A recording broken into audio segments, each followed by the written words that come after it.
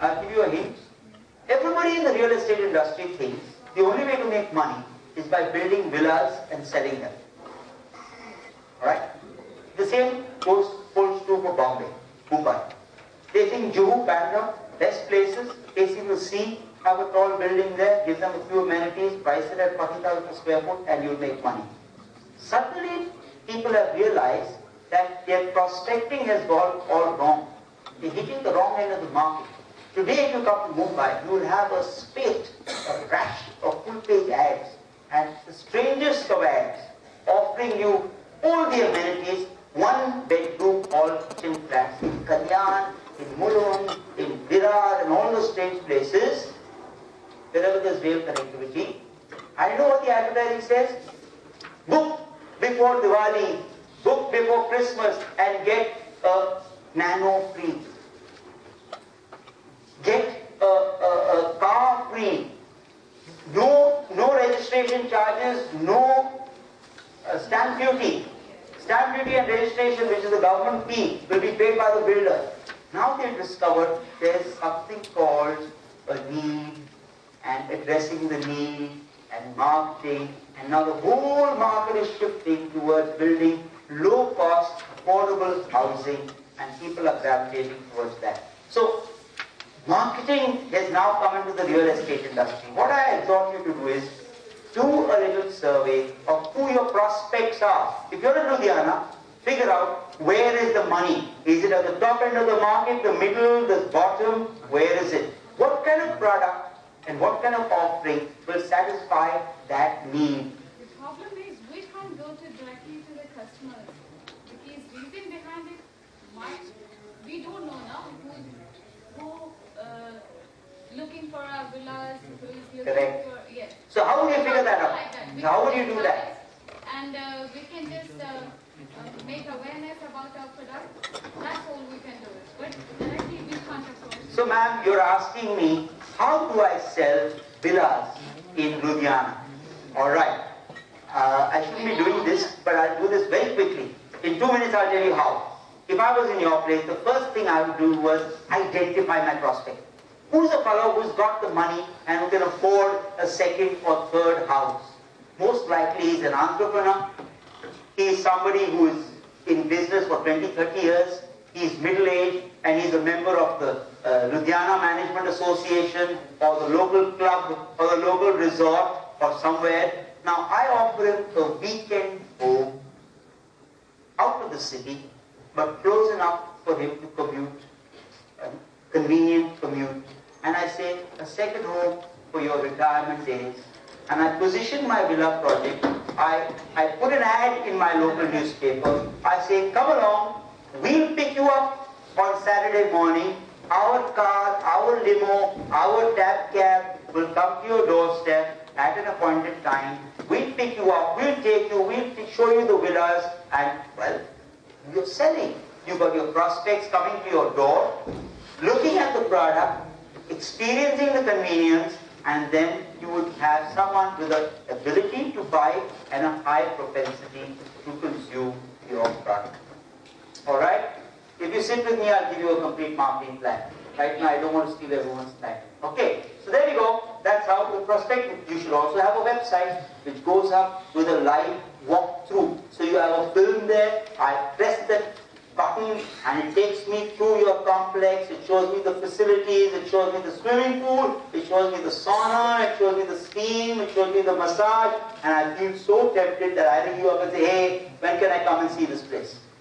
Yeah, we go everything on. Very good. So then you must be selling a lot. We never been to the customer. That's something you need to do, because the kind of customer you're addressing demands to be pampered. He's not going to walk into your office and beg to buy a villa. You will have to go to him and pamper him a bit, because he is man with the bucks. Alright. So we do an initial approach. We do an initial approach by maybe a sales letter. So what is it that drives people? Or maybe a phone call. Today it's very fashionable in India to do phone selling, telephone selling, alright? Or what are the demographics? Whom am I going to talk to? How am I going to address people, what are their needs? Now, I can't go into all this detail. Who will tell me when lunch time's up? Someone, will you inform me when your lunch is ready? Okay? Mr. Singla or someone here? Anyone from the LMA here? Alright. Okay, fine. We'll figure that out. Because I think this is one.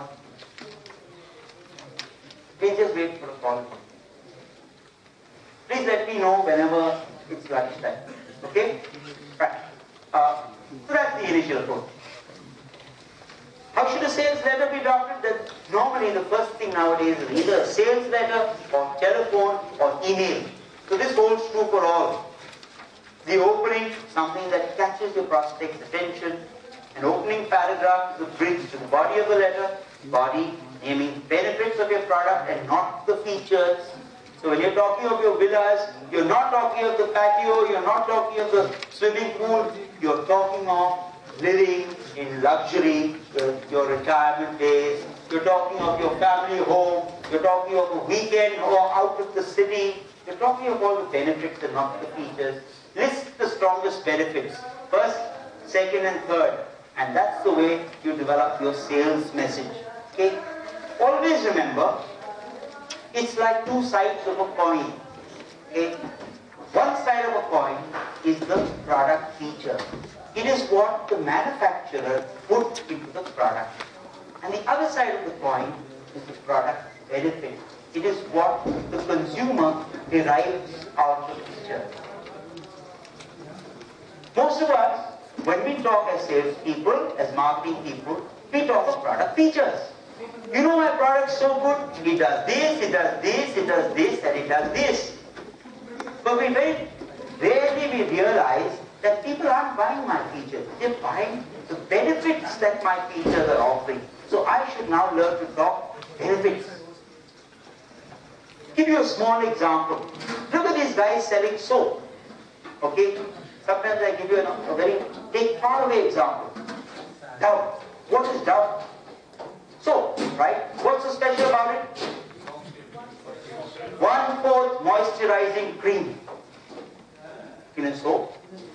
Moisturizing cream. So what's so good about Dove? What does it mean? You don't feel dry, you have soft skin because it has 1/4 moisturizing cream. That's all this lady wants to know. She doesn't care which fatty acid you use to make it. She doesn't care whether it was glycol or stearic acid or monosodium glutamic acid. Do you care? You do know? She doesn't care. She knows I get nice, soft, tender skin. And that's the end of the story. And that's why she buys Dove. What has she bought? She doesn't care about your features. Let's take another one. Pears soap. What's pears soap?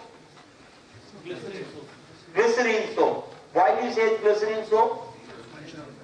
Soft skin. Why? Why? Because it's transparent. Anything that's transparent is glycerin soap. So what's good for you? Glycerin soap. Why? Because you can see what is inside. Because you can see what is inside. There you go. You see how consumers interpret things? It's transparent. You can see what's inside. So it's clear, it's true, it's glycerin, it's good. You know what actually it is? Pears began as a soap for babies.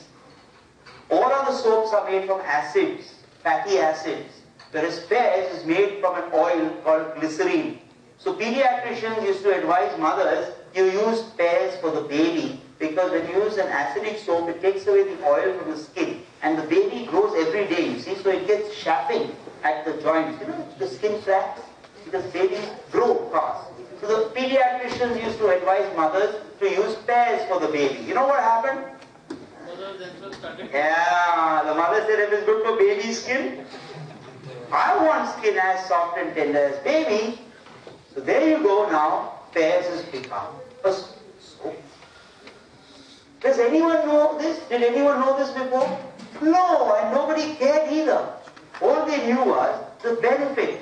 So if you're marketing steam, or you're marketing cycles, or you're marketing yarn, or you're marketing whatever the hell you're marketing, remember, you need to talk about the benefit. and not the feature. If you can craft your sales message to deliver the benefit, and there's a benefit in everything, because remember, if your product does not deliver benefits, it will never get sold. People buy things just for the benefits. So there's got to be some benefit in it, and you've got to identify that benefit and present the benefit. And you've got a good, strong selling message. Now this is the theory of it. Just try doing it yourself. Just try doing it yourself, and you see how it works. It works like magic. The moment salespeople stop talking of features and start talking of benefits, they start making sales. Exercise bikes. Are we selling cycles? No, we are selling fitness. We are selling six-pack abs. We are selling hourglass figures. We are not selling cycles anymore. You know how much an exercise bike costs? I wanted to buy one the other day. I ran away looking at the price tag. 3,500. How much do they retail for in the shops? 5,000, 7,000, 10,000. And how much? Yeah. About 10,000. And what does it cost to make an exercise bike? The same as a normal bike? With a little bit of here and there. And what's the normal bike? Cheapest one cost? 2,500. So why are these exercise bikes selling for 10,000? They're offering benefits. And people are willing to pay for the benefit. That's not vastly different. The product isn't vastly different. It's the benefit that you constructed. And that's what they buy. Okay? So that's what you need to do in your sales letter. You need to learn this and present the benefit. Close your letter, quick wrap up, a request for action, packaging, A4 size, standard size, You read all this? I think yes. Steel producer. Alright. So is there some way you can differentiate your product? No. You have a lot of competitors. Now, you manufacture steel, you manufacture rods, or you manufacture sheets, rods used in the construction industry. Not for construction, for automobiles. And where is it used for automobiles? Where? Components of gears. What's so special about your steel rods? But that is what everyone says, they're all durable. So there's nothing different. If there's nothing different, then why should I buy your product over another? Then the only differentiator becomes price. If there are two identical products, which nothing different, I'll say, which is the cheaper one? Give it to me here. So if you steal... But do you get my point? Yes, sir. Now tell me. So if you steal, its benefits will come after some time. Because now realized benefits. Don't worry, I don't have to see the benefit. It could be a latent benefit. The point is, there is a benefit. And you can differentiate it. Pick that out. Let me give you a small example. I was buying a car the other day, and I went to the showroom, and I live at Juhu, and that's on the seaside. It's bang on the beach, right? So I got the beach there, and that's where I live. Now, I have one major problem. Problem is, every 5 years or 6 years, I have to sell my car as junk. Because it corrodes. It corrodes. Like, you cannot believe it. I drive my car 40,000-50,000 kilometers and I sell it for scrap. So I was very concerned because every 5 years I have to sell my car as scrap. I went to the showroom and I was looking at different cars. And suddenly the sales girl at one car said, "Sir, you notice this tin work here of this car? Just see this. Special. And we are giving you a 6-year warranty on corrosion and paint." I said, "What? 6-year warranty, you mean it? Can you give that to me in writing?" She said, "Of course I will give it to you in writing." I said, "From the company?" She said, "From the company." I said, "How do you do it?" She said, "There's a special coating we give to the steel inside, black coat, and then we paint it so that it never will corrode." I just bought the car, cashed out. I didn't look at any other car. I said, "I want it." The brand was Volkswagen. I just bought it. They understood. They knew every blighter living in Mumbai, whether you live on the west or the east, you're living on the seaside because it's an island. And you're parking it in the open because you can't afford a home, leave alone a closed garage for your car. Okay? So you have to park it in the open. and it's facing the sea and the wind, and everyone faces the same problem. They just tweaked it a bit and presented the benefit. Today it's one of the highest selling brands in the city, just because you're offering a 6-year warranty on the corrosion and timber. So you see, you need to differentiate. You need to have a benefit. If you don't do that, what use is it buying a Me Too product?